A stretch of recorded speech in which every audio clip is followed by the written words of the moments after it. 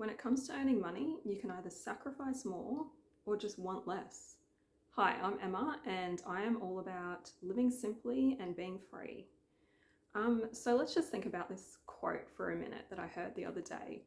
Um, the idea that we have to work in this society, people just assume that, oh, well, I have to work, so I might as well, spend my money on things that bring me happiness fleetingly on the weekends.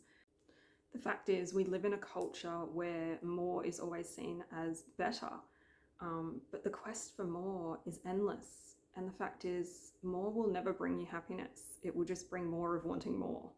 So what if you were just happy with the clothes that you've already got? What if you were content with the furniture already in your house? And when you need to freshen stuff up, do a shuffle around, see what you've got in the cupboard to spruce things up without having to go buy more items.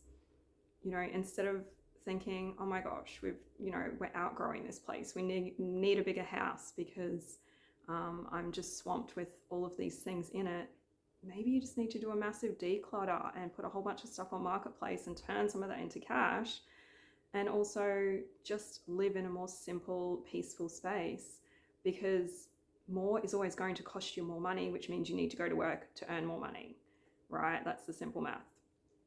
When you start to pare things down and go, actually, maybe instead of 5 subscriptions for my entertainment, I'm just going to pare this down to 1 or 2, like suddenly you become so much more grateful for that thing that you've got there. Same with all of our material items. Instead of going, oh, I need this fancy thing that I saw on social media that's going to solve this problem, which essentially is probably just a gimmick. Have a look around your house. Is there something that you've already got that will do the job?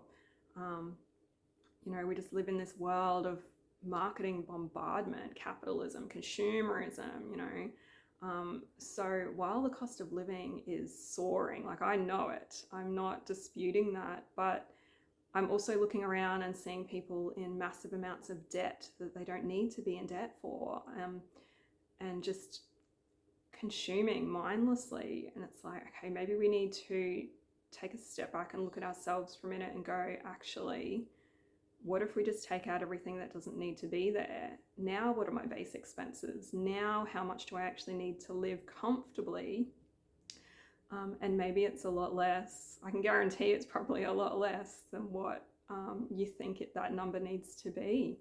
And then so when you step out of this needing more all the time, you'll realize how peaceful life can be just with the simplicity of gratitude and what's already in it. And then all of a sudden you don't need to earn so much money. And then just like that, like without that needing to trade so much time for money, you can start to reclaim some of your freedom. Like, what would you actually do with your time if you weren't commuting and having to show up for somebody else as an employer all the time? Would you be pursuing some creative endeavors? Would you just want to spend more time with friends and family? Would you want to just kick back and relax? Because God, our adrenals are so fried right now, aren't they, with this fast-paced world? So for me, like, I know which one I choose every day of the week. I choose simplicity because that has allowed me to stay at home with my kids and raise them rather than having to go back to work and just add more work to my workload.